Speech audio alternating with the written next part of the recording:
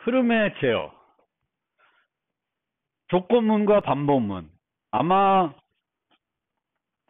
지금까지 배운 챕터 중에 가장 쉬울 것 같아요. 조건문, 반복문은 다 아시죠? 그렇죠? if문, for문, while문 이런 거예요. 그러면 여러분들이 좀 집중해서 볼 필요가 있는 거는 기존에 내가 배웠던 C와 어떤 차이가 있는지 그거 위주로 조금 살펴보시면 좋을 것 같습니다. 자, 보통 우리는 프로그램은 순차적으로 실행이 됩니다. 문장이 있으면 각 문장들이 하나하나씩 차례대로 실행이 돼요. 근데 하나하나씩 차례대로 실행을 해가지고 프로그램을 해야 된다. 그럼 너무 번거롭죠. 그래서 차례차례 실행하는 게 아니라 실행할 것들을 바꿀 수 있게 해주는 것이 제어의 이동입니다. 그런데 예전에는 고투문을 써가지고 제어의 이동을 마음대로 했어요. 근데 그렇게 마음대로 하다 보면은 상당히 프로그램이 관리하기도 어렵고 디버깅하기도 어려워졌습니다. 그래서 사람들이 연구해 봤더니 고투문을 쓰지 않고도 조건문과 반복문만 이용해도 똑같은 고투를 썼을 때하고 똑같은 형태의 프로그래밍을 충분히 할 수 있다라는 걸 증명을 했고요. 그 이후에는 고투문을 거의 사용하지 않습니다. 그래서 여러분들도 아주 특별한 경우를 제외하고는 고투문을 안 쓰시면 돼요. 물론 C에 고투문이 있기 때문에 C++는 C를 포함하고 있어서 고투문을 가지고 있지만 그거를 프로그램에 활용하는 것은 별로 안 좋습니다. 예외적으로 쓸 수 있는 곳은 있어요. 근데 그렇지 않은 곳에 쓰면 안 되고, 더군다나 고투를 한 함수에서 다른 함수로 뛰어가면 절대 안 됩니다. 한 함수 내에서는 고투를 쓸 수도 있겠지만 그것도 다른 방법으로 충분히 할 수 있으면 다른 방법을 쓰는 게 좋은 방법이 되겠습니다. 그래서 이렇게 제어의 이동을 해주게 해놓은 문들에는 조건문이 있고 반복문이 있고, 그것만 있는 건 아니고 제어를 이동하게 해주는 것이 또 뭐가 있냐면 함수 호출과 리턴이 있고 break, continue 문들도 있습니다. 그래서 이 챕터에서는 조건문 그리고 반복문을 설명해 드릴 거예요. 아까 말씀드린 것처럼 아마 조금 그래도 그나마 쉽게 이해할 수 있는 부분이 이 부분이 아닐까. 이미 여러분들이 C나 파이썬을 또는 뭐 다른 언어를 배웠으면은 조건문, 반복문은 그렇게 어렵게 느끼진 않을 거예요. 그래서 조건문은 어떤 조건이 만족이 되면 실행하고 만족이 안 되면 실행이 안 하는 거죠. 반복문은 어떤 문들을 반복하는 거죠. 조건이 뭐 만족할 때까지 뭐 이런 식으로. 그래서 if문을 살펴보면은 if문은 C 때 썼던 if문의 형식과 차이는 없습니다. if 다음에 가로 열고 조건식이 오고 되겠고, 저 조건식이 참이면은 뒤따라오는 문장이 실행이 됩니다. 그리고 C에서는 저 조건식을 뭘로 평가했냐면 평가 결과가 정수였어요. 정수. C에는 불 타입이 없었죠. 그래서 C에서는 if문 또 반복문에도 조건식이 들어가는데 그 조건식의 평가 결과가 int였습니다. 그런데 C++에서는 이제 불 타입을 도입하면서 조건식의 평가 결과는 불 타입입니다. true 아니면 false. 하지만 예전 C와 호환이 돼야 되기 때문에 정수로 평가가 되면은 그것을 자동으로 불로 변환시켜요. 그러니까 이 조건식에 어떤 표현식을 썼는데 그거의 결과가 불이 아니야. 그러면은 C++는 자동적으로 걔를 불 타입으로 변환해서 해석하게 됩니다. 그런데 이 원시 타입들은 0에 해당되는 값이 있어요. 그럼 이 0에 해당되는 값으로 평가가 되면은 0은 뭘로 간주해요? C에서 false로 간주합니다. 그리고 0 이외의 값들은 true로 간주해요. 그렇게 되겠고, 포인터인 경우에는 null ptr이면 false, 그 밖에 주소를 갖고 있으면 참이 돼요. 그래서 포인터 변수나 원시 타입들은 0을 기준으로 true와 false를 구분하게 되겠고, 얘가 한번 그 값이 불로 시스템 내부적으로 자동 바뀐다라는 거고요. 이제 조건식을 작성할 때 우리가 뭐 실수를 간혹 할 수 있는데, 실수할 때 엄하게 실수하는 경우가 많지 않고, 보통은 얘를 써야 되는데 얘를 쓰거나 얘를 쓰는데 얘를 쓰는 경우예요. 그런 경우에 이렇게 하나 차이로 뭐 틀리거나 그렇게 되겠죠. 그래서 예를 들어서 프랑스 국기를 그린다. 프랑스 국기는 3등분 해가지고 파란색, 하얀색, 빨간색으로 그리게 돼요. 근데 주어진 if문을 작성해야 되는데 폭의 크기가 width로 주어집니다. width 값을 가지고 이제 이 width 값이 이 x가 3분의 1에 들어가면 요 if문 요 안에서 파란색으로 칠해야 되는 거고, 여기서는 하얀색, 여기서는 빨간색으로 칠해야 돼요. 그러면 식을 어떻게 세울까 고민이 될 텐데, 이때에는 물론 항상 이렇진 않지만 간단한 예제를 생각해보고 식을 세우면 좋아요. 그럼 어떤 예제가 간단한 예제일까요? 3등분 하니까 3으로 나눠지는 걸 생각해보면 되죠. 뭐 내가 생각할 때는 9를 생각해도 되는 거고 30을 생각해도 되고 하는 거예요. 근데 갑자기 그거를 100을 놓고 생각하면은 복잡해지는 거죠, 약간. 그래서 처음에는 그렇게 생각하지 말고 좀 더 쉬운 예제를 가지고 식을 세워보세요. 항상. 물론 그 식을 세웠다고 모든 경우에 그게 통하는 건 아닌데, 그때도 통과는 돼야 되는 거죠. 30일 때도 내가 원하는 그림을 그려줘야 되는 거니까 우선은 쉽게 생각해서 식을 세워보면 돼요. 그러면 여기서는 늘 우리가 프롬할 때도 마찬가지지만 시작이 1이 아니라 0이라는 거죠. 그러면 폭이 30이면은 이게 0부터 29까지 존재하는 거죠. 그러면 파란색을 색칠해야 되는 거가 0부터 9고, 하얀색을 칠해야 되는 게 10부터 19예요. 빨간색이 20부터 29.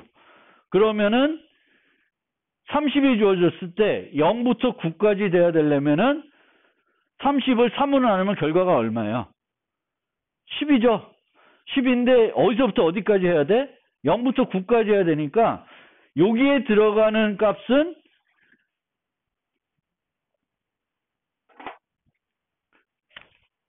이거죠.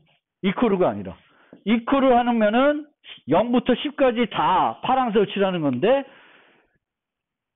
얘를 해야 그 0부터 9까지만 하겠죠. 그래서 이런 식으로 생각을 해보고 식을 세우면은 되겠죠. 그러면은 30일 때는 올바르게 동작하는 거예요. 물론 그러면 31일 때 어떻게 할까? 32일 때는 어떻게 할까? 그거는 고민을 해야 돼요. 어떻게 하면 좋을까요? 31일 때, 32일 때. 두 가지 경우가 더 있는 거죠. 정확하게 3으로 떨어지는 경우하고 3으로 나눴을 때 나머지가 1인 경우, 2인 경우가 있는 거죠. 그 외에는 없죠. 그러면 30 정확히 나눠 떨어지면은 정확하게 칠하면 되겠고, 정확히 나눠 떨어지지 않을 때 어떻게 칠할 것인가? 방법은 여러분들이 결정하면 돼요. 하나가 더 많을 때 하얀색 부분을 하나 더 칠하자. 이렇게 결정할 수도 있고요. 그리고 두 개가 많으면 하얀색 부분은 냅두고 파란색과 빨간색 부분을 하나씩 더 칠하자. 이렇게 결정할 수도 있고. 그리고 30으로 나눠 떨어지지 않으면 끝에 있는 그 나머지는 버리자. 칠하지 말자. 그러니까 32면은 30만 칠하는 거예요. 2는 버리고. 그거는 여러분들이 응용해서 결정하면 돼요. 그리고 그 결정에 따라서 또 식을 조금 맞게 수정을 하면 돼요.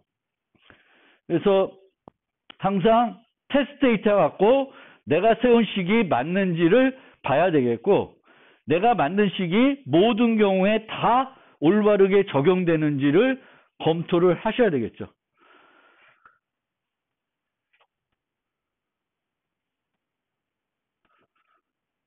이렇게 하게 되면은 뭐였더라?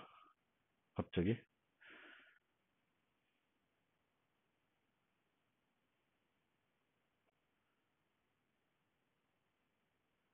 뭐란 거였지? 기억이 안 나네요. 이게.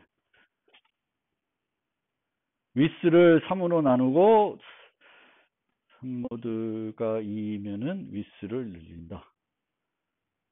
뭐지? 하여튼 이게 뭔가 기준이 될 거예요. 하얀색을 더 칠하든 뭘 하든 하는데 갑자기 생각이 안 나네요. 그래서 저런 식으로 내가 기준을 정해서 그 기준에 맞게끔 식을 바꾸시면 되겠습니다. 그 다음에 뭐 이것도 간단한 건데 맨 위에 있는 것 같이 프로그램을 작성 안 하겠죠. 들여쓰기 예쁘게 잘 하셔야 돼요. 가독성 있게. 근데 위에처럼 하더라도 컴파일러는 저걸 해석해야 되잖아요.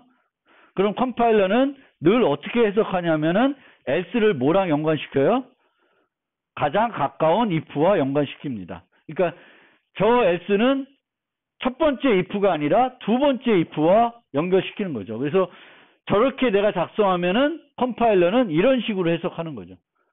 그래서 항상 컴파일러는 당연히 모든 경우에 모호하지 않게 해석하는 규칙들을 갖고 있는데 우리가 그런 규칙이 있다고 해서 프로그램을 가독성을 떨어뜨리게 작성하면 안 돼요. 여러분도 읽어야 되고 다른 사람도 읽어야 되겠고 내가 일주일 뒤, 1년 뒤에 봐도 내가 왜 어떻게 작성했는지 이해를 해야 되거든요. 그러기 위해서는 잘 작성해야 되겠고 팁은 보통 문장이 하나면 중괄호를 안 쓰는 경우가 많아요. 간결하게 쓰기 위해서. 그런데 이 프로그램은 점점 확장해야 되는 프로그램이다 라고 생각하면은 한 문장이 있더라도 중괄호를 미리 해놓으면 좋아요. 그럼 나중에 또 추가할 수 있으니까. 그리고 중괄호 하게 되면은 구분이 되게 명확하게 참일 때 뭘 하고 false일 때 뭘 해야 되는지가 명확해집니다. 그래서 간혹 불필요한 중괄호 쓴다고 그게 나쁜 프로그래밍이 아니에요. 그 다음에 조건문과 관련해서는 우리가 조건문을 if문을 쓸 수도 있는데 이런 상황에서는 if문을 안 쓰고 그 선택 연산자를 사용할 수가 있죠. 그리고 선택 연산자를 쓰면은 좀 더 간결하게 프로그래밍을 할 수 있습니다. 그래서 얘는 사망 연산자고 유일하게 사망짜리예요. 유일하게 사망짜리이고 언제 많이 쓰냐면은 조건에 따라서 같은 변수를 바꿀 경우 조건에 따라서 참일 때는 이렇게 바꾸고 false일 때는 이렇게 바꾸면은 그거를 if문으로 작성하기보다는 이런 식으로 조건 연산자, 선택 연산자 이용해서 표현하면은 더 간결하게 표현할 수 있습니다. 그래서 이런 거는 이렇게 표현하는 거예요. 그런데 요 코드의 문제점은 뭘까요? 얘의 문제점, 같은 거의 문제점은 뭘까요? 얘는 뭘 해주는 거예요? 부호를 바꿔주는 거죠. 음수면 양수를 바꿔주는 거예요. 그렇죠? 음수면 양수를 바꿔주는데 모든 음수를 양수로 바꿀 수 있나요? 못 바꿔요. 제일 작은 음수는 거기에 대응되는 양수가 없습니다. 그래서 이 코드도 별로 문제가 없는 코드이지만 이런 코드를 만들어도 이 코드에는 문제가 있는 코드라는 건 여러분들이 늘 생각하고 활용하셔야 돼요.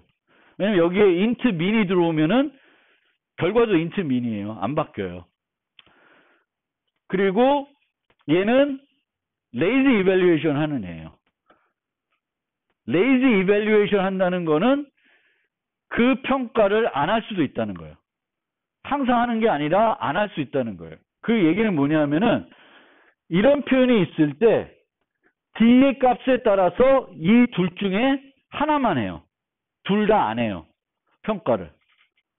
그래서 얘도 lazy evaluation 기능을 갖고 있는 애예요. 그러니까 연산자 중에 lazy evaluation 하는 애가 얘 말고도 뒤에 가면은 논리합, 논리곱들이 있어요. 논리합, 논리곱도 앞에 거만 보고 전체를 알면은 그 오른쪽에 있는 P 연산자의 표현식을 평가 안 합니다. 그렇게 하는 것들을 우리가 lazy evaluation 한다 그래요. 이거 evaluation 반대말인데 얘는 무조건 다 평가를 해가지고 결과를 계산하는 거고 lazy evaluation은 안 해도 되는 건 안 하는 거예요. 그럼 좀 더 효율적이겠죠.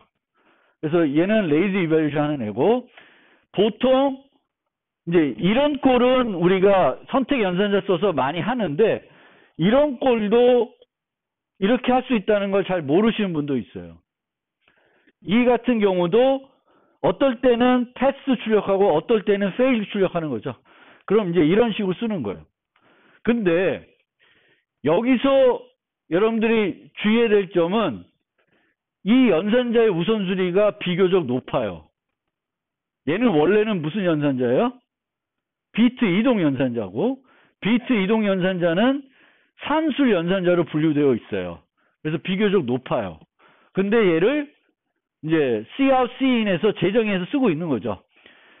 연산자를 재정의 하더라도 원래 그 연산자가 갖고 있던 그 특성들을 못 바꿉니다. 그러니까 그 특성이라는 건 얘의 우선순위, 결합 순서, 그런 것들, 뭐 P 연산자의 수 이런 것들은 재정의하더라도 못 바꿔요. 그래서 쓸 때 얘는 되게 느리네요. 얘는 이 선택 연산자는 우선순위가 제일 낮은 애예요. 그래서 그렇게 보시면 좋겠고 if문들은 if, else, if 해가지고 다중 선택을 할 수 있죠. 얘와 얘는 결과는 똑같습니다. 근데 효율성을 따지면은 얘보다는 얘가 더 좋죠. 얘는 어때요? 항상 몇 번 비교해? 3번 비교하죠. 얘는 상황에 따라서 한 번 할 수도 있고 2번 할 수도 있는 거예요. 근데 얘는 항상 3번 하는 거예요. 그래서 같은 거면 1년의 if문 말고 그 다중선택 if문을 쓰는 거예요. 이렇게 하는 게 아니라. 근데 이 경우에도 여기서 이렇게 하는 게 아니라 return이 돼 있어요. 그럼 얘나 차이 없죠. 왜냐하면 여기서 return 되면 여기서 끝난다는 거잖아요. 우리가 if문 만들어가지고 여기서 하는 일이 뭘 출력하고 그 다음에 또 내려와서 해야 되면 얘가 별로 안 좋은데 얘보다 그냥 여기서 끝나. return이야. 그러면은 그거는 얘나 차이가 없어요. 그래서 그렇게 살펴보시면 되겠고 요 경우도 양쪽의 결과는 똑같아요. 하나는 A부터 비교하고 있고 다른 하나는 F부터 비교하고 있어요. 우리가 보통 내가 처리해야 될 데이터의 특성을 알 수도 있는 경우도 있어요. 그러면 그 데이터의 특성에 맞게 코드를 만들어주면은 좀 더 효율적일 수 있어요. 이 경우에는 A 학생이 많으면 얘가 더 좋아요. 얘를 반복해서 한다. 100명을. 그러면 80명이 A야. 그러면 늘 한 번 비교가 끝나겠죠. 근데 80명이 F야. 그러면 얘가 더 좋겠죠. 그래서 내가 처리하는 데이터의 특성도 내가 코드하는 형태에 영향을 줄 수 있어요. 그 데이터에 좀 더 맞는 그런 걸 하는 건데 근데 실제 많은 경우에는 내가 데이터의 특성을 알기 어려울 수 있습니다. 그럼 내가 데이터의 특성이 몰라. 그럼 어떻게 작성하는 게 좋아요? 더 직관적으로 작성하는 게 좋아요. 더 직관적인 게 저는 이게 더 직관적이라고 보는 거죠. 보통 우리가 A, B, C 이렇게 볼 테니까 왼쪽이 더 그것도 사람마다 다를 수 있는데 그렇습니다. 어쨌든 이 다중선택 if문은 데이터의 형태에 따라 데이터의 특성에 따라서 성능이 달라질 수 있습니다. 그 다음에 조건문의 기본은 if문이에요. 모든 조건문은 다 if문 갖고 작성할 수 있습니다. 그런데 어떤 if문들은 불편한 거지. if문을 작성하기에. 오히려 스위치문으로 쓰면은 더 간결하게 프로그래밍 할 수 있습니다. 그래서 스위치문은 이런 식으로 작성하는데 스위치와 케이스절 그리고 디폴트절로 구성이 됩니다.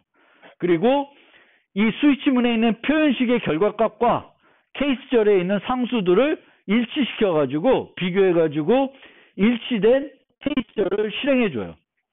그런데 여기서도 다른 그런 프로그램 요소와 되게 차이 나는 부분이 하나 있어요. 스위치문에. 보통 우리가 여러 개의 문장으로 뭔가 블럭을 구성하게 되면은 뭘 이용해요? 중괄호로 묶어줍니다. 그렇죠? if문도 참일 때 해야 되는 일이 여러 개 있으면은 어떻게 해? 중괄호로 묶어주죠. 그래서 이런 중괄호로 묶는 것들을 우리가 블럭이라 그래요. 블럭. 근데 케이스절은 어때? 중괄호를 안 써요. 안 써도 얘가 하나의 블럭이 되는 거예요. 그쵸? 케이스절 쓸 때 블럭을 안 씁니다. 써도 되지만 안 쓰죠. 그래요. 그리고 요런 애는 얘를 중괄호로 묶어주면 괜찮은데 중괄호로 안 묶어주면 이 안에서 변수 i를 선언하는 건 오류가 납니다. 왜냐하면 저 i는 어떤 의미를 가지고 있냐면은 케이스가 1일 때만 만들어져야 되는 거예요. 그렇게는 만들 수는 없어요. 근데 그럴 걸 원하면은 여기다가 중괄호로 블럭을 만들어주면 돼요. 중괄호 없이 쓰면은 이 블럭은 이렇게 되는데 얘는 항상 만들어진 게 아니라 선택적으로 만들어져야 되니까 그렇게는 제공할 수 없는 거예요. 그래서 필요하면은 중괄호로 묶어줘야 됩니다. 뭐 저렇게 쓸 일은 없고요. 자, 이 케이스절에 나오는 여기에 나오는 거는 상수가 나와야 돼요. 정수 계열 상수. 문자도 되고 뭐 정수도 되고요. 그리고 이제 C++에서는 C도 마찬가지인데 열거형도 쓸 수 있습니다.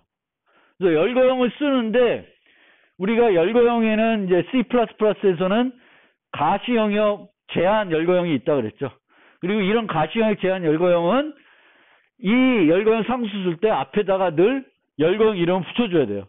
그래서 이제 이런 식으로 프로그램을 짜야 되는데 이제 C++20에서는 요 사이에다가 유징을 하나 넣고 여기에는 다이렉션을 생략하도록 하는 그런 것도 도입을 하고 있습니다.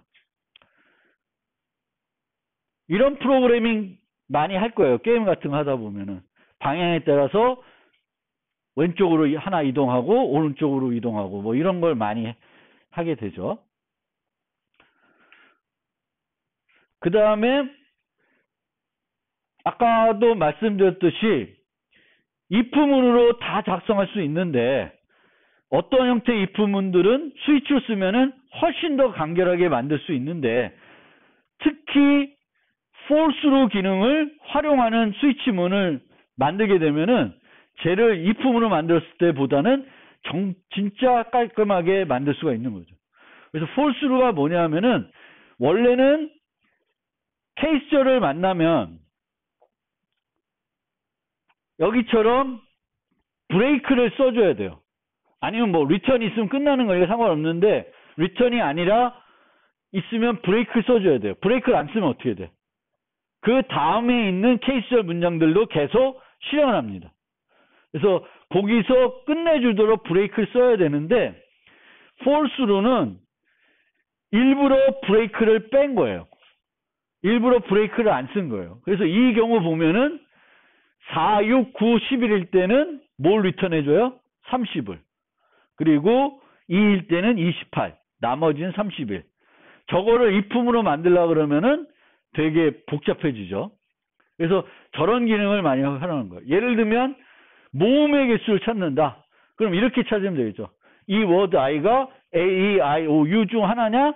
그러면 개수를 늘리면 되겠죠. 그래서 저렇게 프로그래밍 하는 걸 if문으로 잘라 그러면 if word i가 A, O와 word i가 B, O와 그걸 언제 쓰고 있어. 그거보다는 이런 경우에는 스위치문을 쓰는 게 훨씬 효과적입니다.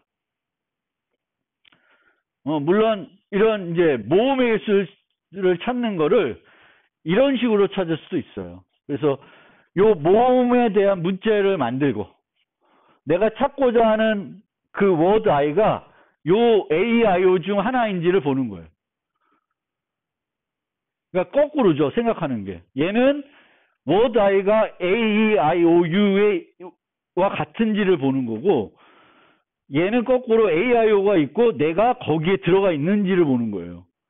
그래서 생각을 거꾸로 하면 좀 더 다르게 프로그래밍 할 수도 있는 거예요. 이렇게 해도 되고 이렇게. 그거 한번 저 코드를 비교해 보시면 좋을 것 같고, 그리고 17에서는 스위치문에 이런 속성들을 여기다가 쓸 수 있어요. 속성들을 왜 쓰냐? 나 이런 걸 왜 도입했는지 참. 근데 이게 보면은 뭐냐면은 원래는 브레이크 있어요. 그리고 브레이크를 안 쓰잖아요. 그럼 컴파일러가 뭘 하냐면 워닝을 줘요. 난 일부러 뺐는데 워닝을 주니까 기분 나쁜 거예요. 그래서 여기다가 false로 딱 써놓으면은 그 컴파일러가 얘가 일부러 브레이크를 안 썼구나. 그래서 경고를 안 주게 돼요. 그래서 저러한 false라고 하는 속성을 여기다가 쓸 수 있게 해줬습니다. 17에는. 그리고 20에는 likely, unlikely라는 속성도 있어요. 그래서 저건 뭐냐면은 이 케이스들 중에 어떤 애는 좀 더 확률적으로 많이 일어난다. 그런 애가 있으면 그 애를 likely에다 붙여주는 거예요. 아니면 얘는 별로 안 일어나. 그럼 unlikely를 붙여주면은 거기에 맞게 코드를 옵티마이즈 해주는 거예요. 그러니까 보통 코드 옵티마이제이션, 코드의 최적화는 컴파일러가 자동적으로 못하는 경우가 많아요. 잘 모르니까. 컴파일러가 이해하고 뭔가 판단할 수 있는 여지들은 되게 제한적이에요. 그래서 컴파일러가 기술이 없는 건 아닌데 얘가 이걸 의도하는 건지 저거 의도하는 건지를 알 수 없어서 최적화를 못 해주는데, 만약 내가 컴파일러한테 더 많은 정보를 어떻게든 전달할 수 있으면은 더 효과적으로 코드를 만들어낼 수 있습니다. 그래서 그런 것 중에 하나가 이런 거예요. 그래서 likely 붙이면은 쟤 많이 일어난다. 그러면은 쟤를 만약 if문으로 바꾸면은 그 if문의 첫 번째 비교가 쟤부터 하겠죠. 케이스 2부터 하겠죠. 얘를 내부적으로 if문으로 바꿔서 코딩하면은 아까도 봤듯이 F가 많을 때는 F부터 했고 A가 많을 때 A부터 했잖아요. 그런 식으로 코드를 보통은 이렇게 케이스가 있으면은 그냥 케이스 순서대로 if문으로 바꿔서 코드를 만들게 되면은 하나씩 비교해 갈 거 아니에요. 그거보다는 likely한 애는 맨 위로 올리고 unlikely한 애는 맨 뒤로 내리면은 더 효과적으로 코드를 짤 수 있습니다. 자, 조건문 작성 팁. 우리가 조건문을 작성할 때 조건도 잘 작성해야 돼요.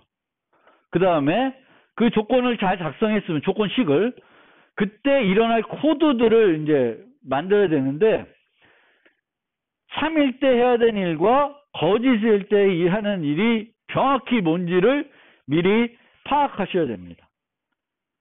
그리고 조건식이 복잡하면 복잡할수록 더 잘 분석을 해야 돼요. 만약 그냥 이렇게만 프로그램 했다. 그럼 얘는 언제 실행이 돼? C1과 C2가 참일 때 실행이 되는 거죠. 그러면은 그렇지 않은 경우가 뭐가 있냐면 이 세 가지 경우가 있는 거죠. C1만 참인 경우, C2만 참인 경우, C1과 C2가 다 참이 아닌 경우가 있어요.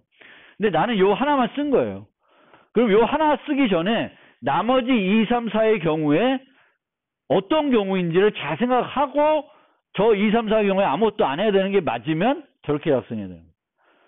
그러니까 모든 가능한 경우에 대해서 내가 뭘 해야 되는지를 분석한 다음에 코드로 옮겨야 돼요. 그냥 무작정 옮기면은 저런 경우가 논리 오류가 많이 나요. 내가 잡지 못한 경우가 발생한 거죠. 생각 못한 경우.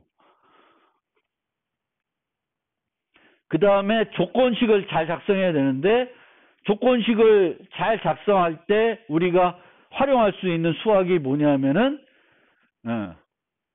분배 법칙 그리고 드모르간의 법칙이에요. 이게 드모르간의 법칙이고 이게 분배 법칙이에요. A and B, A and C가 있으면 A를 빼낼 수가 있고, A or B and A or C면 A를 빼서 식을 간소화시킬 수 있어요. 그리고 전체가 낫이 붙으면은 낫이 안으로 들어가면서 합이 곱으로 바뀌고 곱이 합으로 바뀝니다. 그래서 저걸 이용해서 조건식을 깔끔하게 바꾸실 수 있습니다. 그 다음에 부동소수는 항상 반원리 모차가 있을 수 있기 때문에 가급적이면 비교식에 안 쓰는 게 좋아요. 썼다가 내가 생각하는 것과 다르게 동작할 수 있습니다. 그리고 스위치문을 만들 때에는 디폴트절을 가급적이면 써서 만드는 게 좋아요. 디폴트절을 안 쓰게 되면은 이 스위치문이 전체적으로 스킵되는 경우가 있어요. 케이스절이 하나도 완전 안 되면 아무것도 안 하는 거죠. 그래서 디폴트를 가급적이면 쓰게 되는 거고, 케이스절을 쓸 때 일부러 내가 폴스로 하는 건지 아닌지도 잘 보셔야 돼요. 원래 폴스를 안 하려고 그랬는데 브레이크를 빼먹으면 또 오동작을 하겠죠.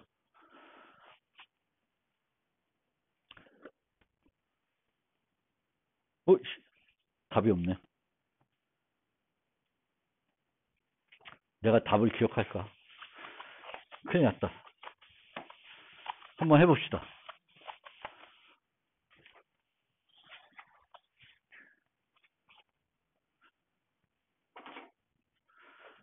밑에 거부터 해봅시다. 위에 거 갑자기 자신이 없네. 밑에 거부터 해봅시다. 자, 조건식을 세워야 돼요. 근데 획득한 점수, 획득한 아이템 수, 죽인 적의 수에 따라서 라운드 통과 여부를 결정해야 됩니다. 그래서 라운드 스코어는 0 이상이고 획득한 아이템 수가 7개 이상이면 통과해요. 그리고 또는 라운드 수는 0 이상이고 죽인 적 수가 10명 이상이면 통과해요. 근데 내가 작성해야 되는 거는 통과 못한 경우에 대해서 참을 주는 함수를 만들어야 되는 거죠. 그럼 여기다가 이제 조건식을 만들면 되겠죠. 그러면 이 조건식을 차례대로 한번 만들어 봅시다.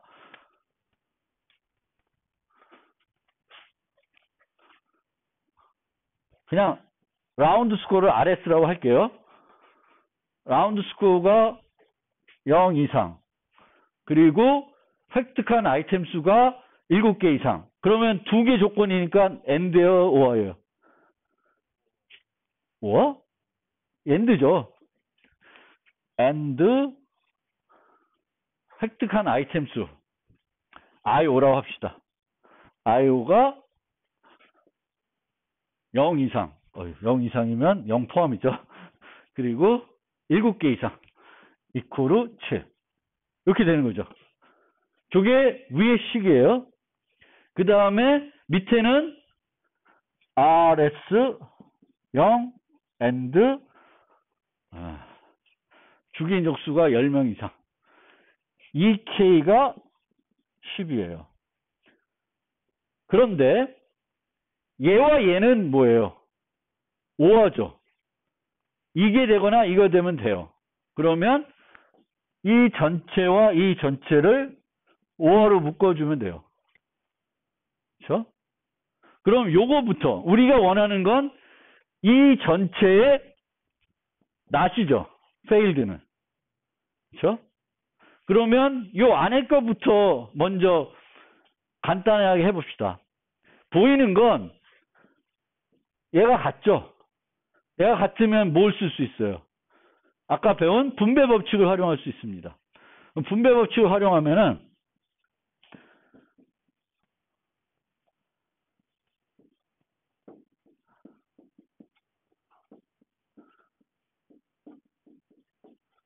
이렇게 돼요. 그렇죠? RS 부분을 하나로 묶을 수 있어요. 긴 게 이제 좀 짧아졌죠. 근데 이제 여기에 뭘 붙여야 돼요? 낫을 붙여야 되죠. 낫. 5하는 일로 들어온 거고, 이제 낫을 붙이면은 이 전체에 낫이 여기에 들어가야 되네요. 그러면 낫이 붙었으니까 그 다음에 뭘 적용할 수 있냐면 드모로의 법칙을 적용할 수 있어요. 그럼 우선은 그냥 붙입시다. 5와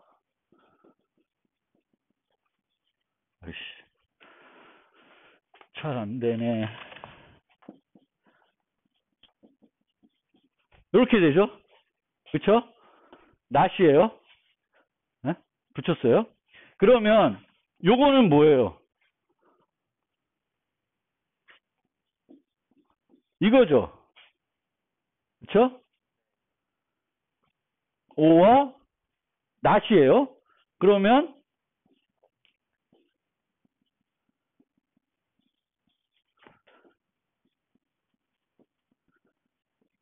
이렇게 되는 거죠. 그러면은 식을 최종적으로 깔끔하게 만들면 5와 낫이니까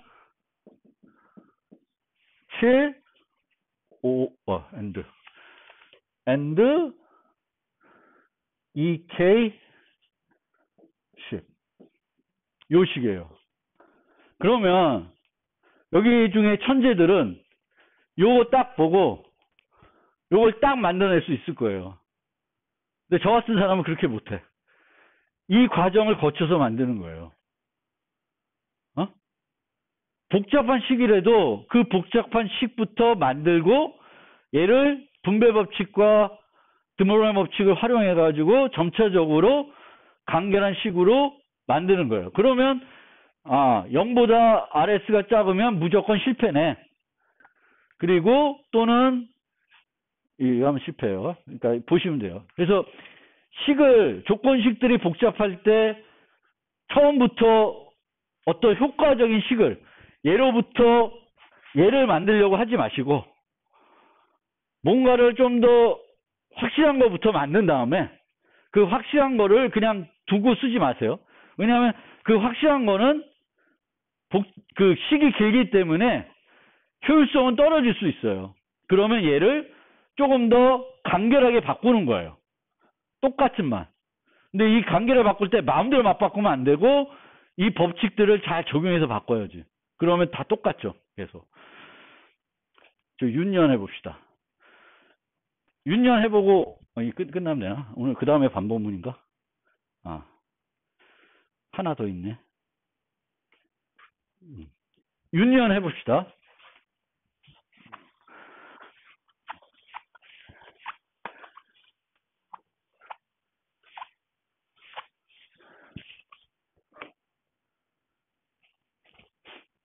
우리가 구하려는 건 저 파란색 부분이에요. 윤년은 조건이 뭐냐면 연도가 4로 나눠 떨어지는 해인데 연도가 100으로 나누어 떨어지는 해는 평년이고 단 연도가 400으로 나눠 떨어지는 해는 윤년이에요. 저거 해석 자체가 힘든데 결국 그림으로 그리면은 요 파란색 큰 거는 4로 나눠 떨어진 애들이에요. 그리고 그 안에는 100으로 나눠 떨어진 애들이 있어요. 걔네들은 안 돼. 근데 그 중에서 400으로 나눠 떨어지면 오케이예요. 그러면 얘도 만들어 보면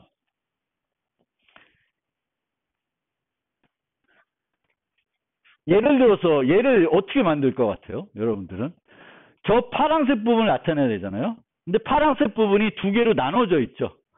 그러면 각각 파란색 부분을 만든 다음에 어떻게 하면 돼? 쟤나 재면 되니까 5화죠. 그쵸? 저 동그라미 파란색 부분 5화 요 부분을 5화 시키면은 최종식이 되는 거예요. 그러면 한번 해볼까요? 저게 제 기억이 가물가물하네.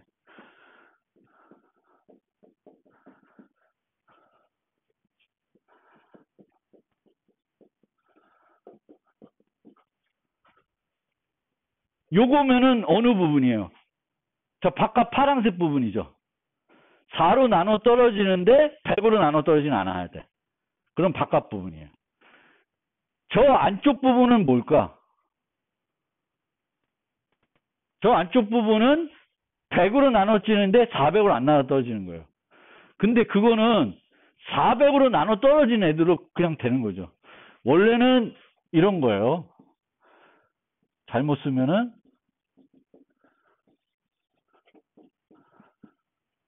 이게 뭐야?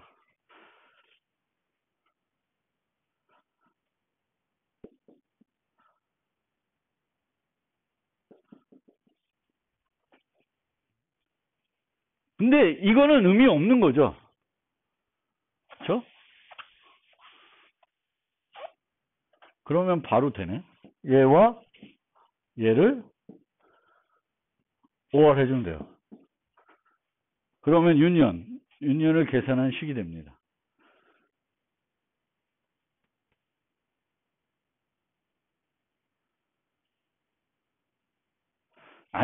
그게 아니었나 보다. 여기서 다르게 하나 가봅시다. 내가 지금 얘를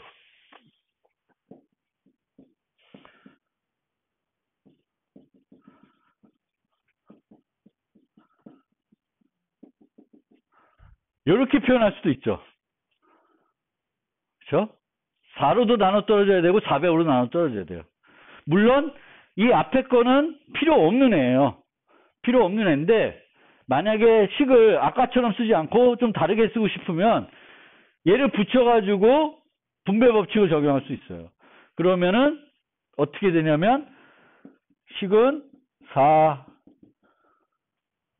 and y는 100 또는 y는 400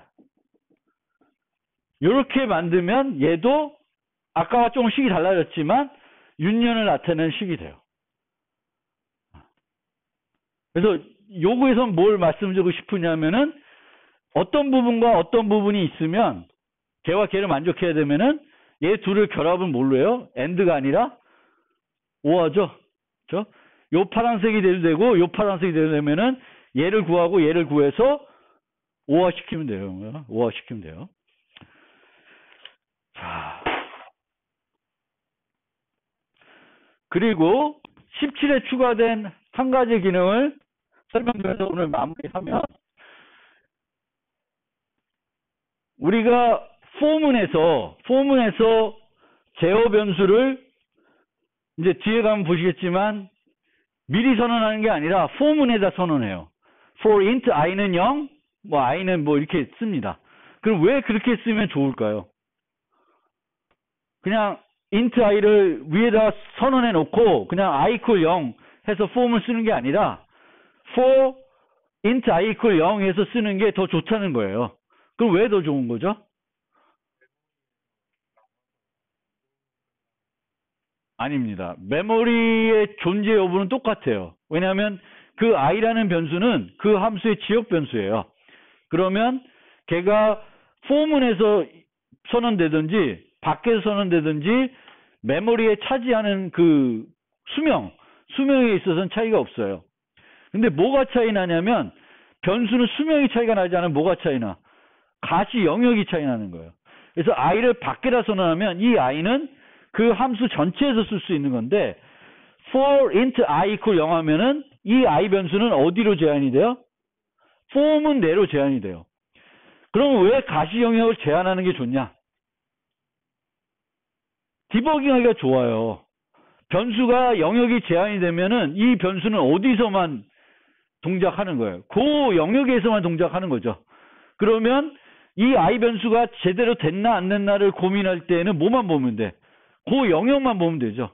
i가 이 밖에 있으면 i가 여기서도 변하고 다른 데서 변하니까 다른 데서 영향을 받을 수도 있어요. 그런데 가시 영역이 제한이 되면은 이 변수의 어떤 이상함을 살펴볼 때 그 제한된 영역만 보면 돼요. 그래서 17에서는 이런 식으로 조건식에 세미콜론으로 나누는 거예요. 그래서 앞부분에다가 변수를 선언할 수 있게 해줬어요. 그러면 저 변수 선언하면 무슨 이점이 있어요? 저 if문 내로, 저 스위치문 내로 제한할 수 있는 거죠. for int i 하듯이 for int i 하면은 그 i 변수를 for문으로 제한하듯이 어떤 변수를 미리 선언하지 않고 if문을 만들 때 선언해서 충분히 활용할 수 있으면은 미리 선언하지 않고 if문에서 선언하는 거예요. 그러면 그 변수는 수명은 함수 수명이지만 가시 영역은 고 if문, 고 스위치문으로 제한되는 거예요. 그래서 여기서 보면은 int score, get final score 한 다음에 비교를 하게 되면은 저 score란 변수는 어디서만 쓸 수 있는 거예요? 저 if문에서만 쓸 수 있는 거고, 뭐 이렇게 스위치문에서도 그 변수를 선언하게 되면 이 p라는 변수는 요 안에서만 쓰이는 거예요. 스위치문 외에서는 가시영역이 벗어나는 거예요. 그래서 저거를 C++ 17에서 추가적으로 도입했습니다.